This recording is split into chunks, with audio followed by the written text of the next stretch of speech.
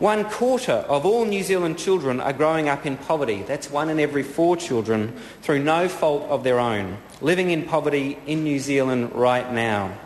That's 250,000 kids who are going to go without this Christmas. Given the scale of the problem, is a poverty committee all the government can do about it? When there are already practical, effective solutions to child poverty, supported by a wide consensus amongst those who work with kids, why would you waste another 3 years of our children's lives talking about it on a poverty committee? Will the poverty committee for kids be what the Job Summit was to the unemployed? The Green Party promises to keep standing beside our kids, promoting practical, principled solutions for eliminating child poverty. We will offer new hope based on some very old values of caring and compassion that date back at least two millennia. Now, one group in New Zealand enjoying boom times is the dairy industry. The dairy industry makes an important contribution to the wealth of the New Zealand economy, but it has come with significant cost. Our sparkling rivers and lakes are a key part of what makes New Zealand such a beautiful place to live. We love to swim and fish in our rivers, kayak on them, or just picnic nearby. Rivers are a vital component of Māori whakapapa and important to the identity of all New Zealanders. Healthy rivers are also essential to a healthy economy. Our primary sector relies on access to clean water. Our clean and green brand underpins our tourism sector and our agricultural exports. Our prosperity depends on protecting our natural environment. No environment, no economy. But outside of our national parks, our rivers and lakes are under threat. Over half our monitored rivers are unsafe for swimming, 1/3 of our lakes are unhealthy, 2/3 of our native freshwater fish species are at risk or threatened with extinction. Some waterways suffer toxic algal blooms, others are choking on sediment and fecal contamination, while others are drying up from over-extraction for irrigation. Our rivers are dying before our very eyes. The way we've treated our rivers and lakes betrays another poverty of values when it comes to modern industrial farming and its methods. Most farmers love the land, but those dairy corporations which pollute our rivers and streams have lost the love of the land that gives them their livelihood. Their indefensible practices continue to be protected by powerful lobby groups, and no government to date has been courageous enough to stand up against these destructive practices that are killing our rivers. New Zealanders value clean water. Surveys show that water quality is our number one environmental concern. We want healthy waterways that we can swim in and fish in. It is possible. All it takes is political courage. This Christmas, the government could start the clean-up of our rivers and lakes by raising a levy on the commercial use of water and introduce some basic minimum standards for water quality and intensive farming practice. A levy would promote the wise use of our precious water resources while raising money to contribute towards riparian fencing and planting programs, and a contestable fund for councils to improve their sewage. Instead of a fair charge on the commercial use of water, the government intends to massively subsidise further irrigation schemes that will lead to further dairy intensification and water quality reductions. Today's speech from the government highlights their plan to degrade our water even further. In contrast, the Greens offer new hope based on an old value of love of the natural world in our quest to clean up our rivers. I want now to talk about the green economy. We need a strong, resilient economy, and no society is socially or environmentally sustainable if it's not economically sustainable as well. The Greens spent a lot of time this year designing an economic strategy that offers both a clear vision to navigate through these uncertain times and one that faces the immediate challenges we face. In response to the devastating Christchurch earthquakes, we designed a way to pay for the rebuild that didn't put us further into debt, increasing the chances of a credit downgrade that actually happened. A temporary levy on income would have been the fairest way to pay for the Christchurch rebuild without adding further to record government debt. Labor's adoption of our capital gains tax policy this year was another welcome step towards its eventual introduction. A comprehensive tax on capital gains, excluding the family home, would raise revenue to help balance the books, but more importantly, it would close the largest remaining loophole in our tax system. A comprehensive tax on capital gains will start to address the growing inequality in New Zealand and make homes more affordable for first-time home buyers. It would also give the productive sector a much-needed injection of capital, seeking out better returns once the tax advantages of property investment are neutralised. We have proposed a job-rich alternative to the national government's plan to sell off the last of our best state assets. By partnering our state-owned energy companies with clean tech entrepreneurs, they could become large-scale exporters of renewable energy technology. Our plan would keep our SOEs in public ownership, ensuring that their profits, their headquarters, their research and development all stay right here in New Zealand. Instead of steering our economy towards a sustainable, prosperous and jobs-rich future, the agenda set out today by the government keeps us trapped in a failing past. We are to relive the problems of privatisation all over again. Instead of embracing clean energy production and then putting our state-owned power companies to work by exporting our know-how to the rest of the world, the government is selling our best chance of the slice of the clean energy future. New Zealand needs a pragmatic economic strategy to help us succeed in a competitive global economy, a global economy that is increasingly turning green.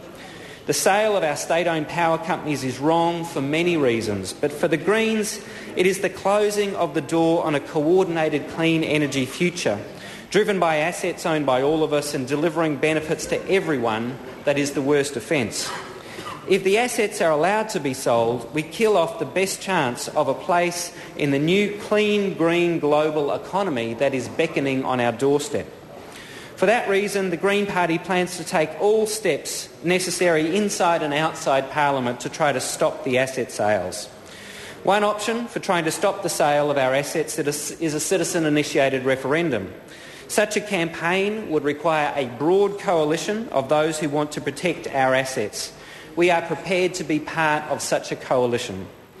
We have already spoken to some organisations about this idea and there is preliminary interest.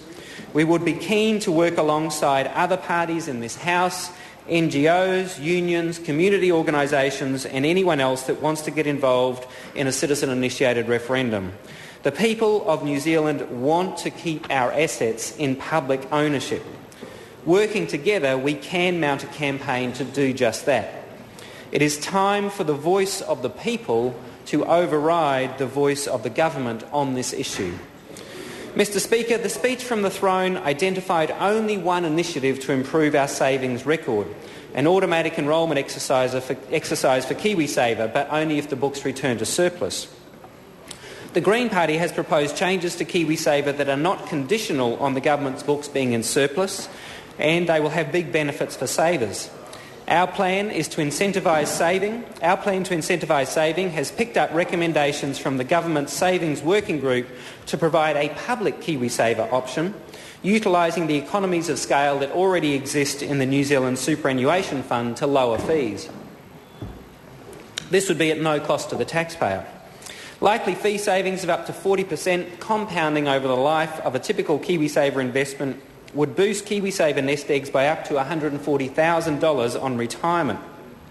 By ensuring that there is a value for money public provider in the market, we can do for superannuation savings what KiwiBank has done for home mortgages, provide some real competition. Taken all together, we offered voters a comprehensive economic plan to create jobs and resilience to our economy and protect our natural environment. It is a plan for clean, green prosperity for all New Zealanders, as we campaigned on in the election. I believe we can have a country with a smart economy that protects our natural capital and shares our prosperity fairly. Our work towards this vision of a compassionate yet highly dynamic economy is only just beginning. We offer new hope for a clean economy based on some old Christmas values of caring for each other and caring for the natural world.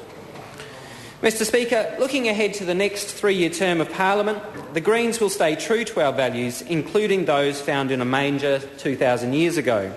We will work constructively with others where we find common ground, and we will be a vigorous opposition to the government where we disagree. The Greens will offer a new hope of a different, more compelling vision for a richer New Zealand. A richer New Zealand where we value all our people and our environment while having a prosperous economy. Our place in this Parliament as the third biggest party and our success in the election campaign reflects the truth that we represent a movement whose time is coming.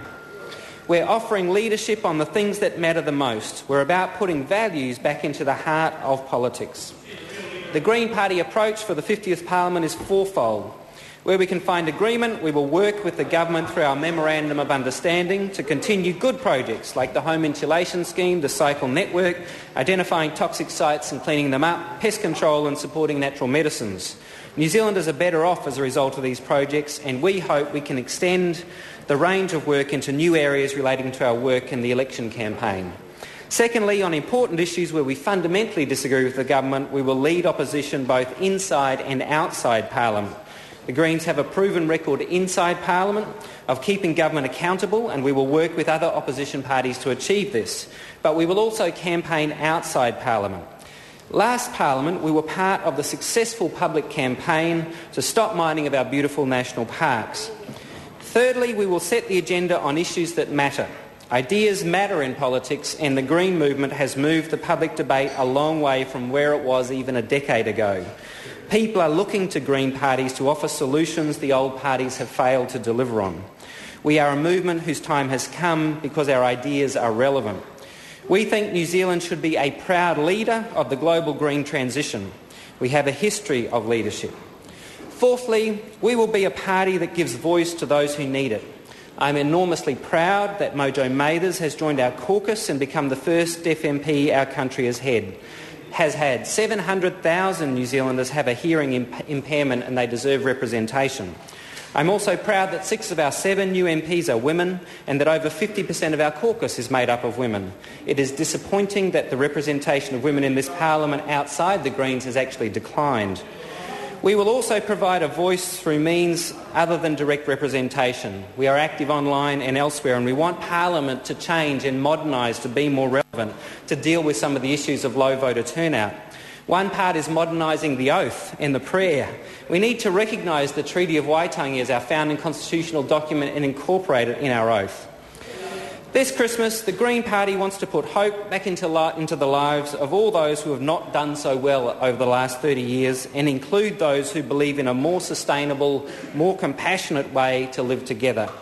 Michael Joseph Savage sought to unite as many people as possible behind a common dream of a better and fairer society. We share this dream. Christmas is the season of new hope. The Greens bring new hope that the Christmas values of love and compassion, truth and justice, and an awe and respect for the natural world can rise to the top of Parliament's agenda again. I want to wish you all, members of Parliament, the members of the government, the opposition, the gallery, all those cleaners, messengers, security guards and staff who get up each day and make Parliament happen, I want to wish you all a happy Christmas. I want to thank the people of New Zealand in whose service we are and wish you all a very happy and hopeful Christmas. The Greens will work hard and smart to repay the faith you've put in us to deliver a richer New Zealand with a smart green economy that works for everyone.